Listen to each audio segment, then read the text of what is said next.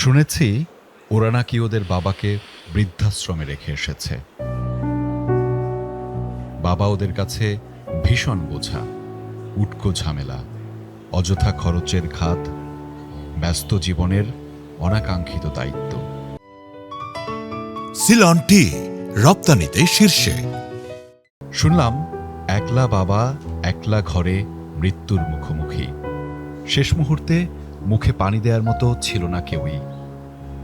জানাজা হয়েছে 7 দিন পর। সন্তানেরা কেউ জানতই না বাবা আর নেই।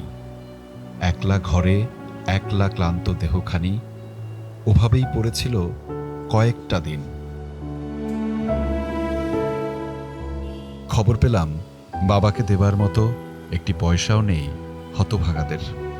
বৃদ্ধ বাবা রিকশা নিয়ে তাই পথে নেমেছে। একদিন বাবার আয়েই 3 বেলা আহার জুটত ওই ওদেরই। বাবার ঘাম ঝরানো রোজগারেই মিটত ওদের সব ন্যায় অন্যায় আবদার। এখন সেদিন গেছে। বাবার জন্য এখন আর ওই অকৃতজ্ঞ অক্ষমদের কিছুই করার নেই। আমি কাকে রেখে আসব, কাকে অবহেলা করব? কার ভার এত বেশি যাকে বইতে না পেরে সইতে না পেরে ফেলে আসব?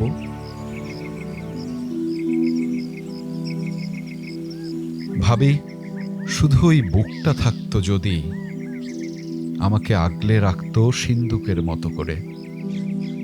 আমার মন খারাপের দিনগুলোতে একলা সংগ্রামের কঠিন পথে সঙ্গীত জুটত একটা। কেউ একজন মাথায় হাত রেখে বলতো তো, খোকা টেনশন করিস না, সব ঠিক হয়ে যাবে।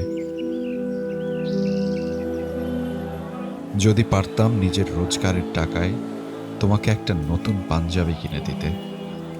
যদি পারতাম বাবা মাকে লুকিয়ে তোমাকে হাওয়াই মিঠাই কিনে দিতে, যেমন করে তুমি আমায় দিতে।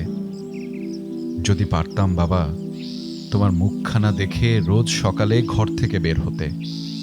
যদি পারতাম বাবা আমার সন্তানকে তোমার হাত ধরে হাঁটতে শেখাতে আমার মতো করেই। আমার হিংসে হয় ওদের, চিৎকার করে বলতে ইচ্ছে করে, তবুও তো তোমাদের বৃদ্ধাশ্রমে রেখে আসবার মতো কেউ একজন আছে। আমার বাবা বলে ডাকবার মতো কেউ নেই।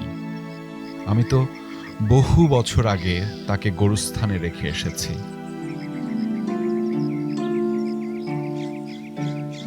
বাবা ওপারে ভালো থেকো। চোখের পানি নয়, সন্তান হোক তার মুখের হাসি। ভালো থাকুক পৃথিবীর সব বাবা। আহমেদ রেজা, যমুনা নিউজ, ঢাকা।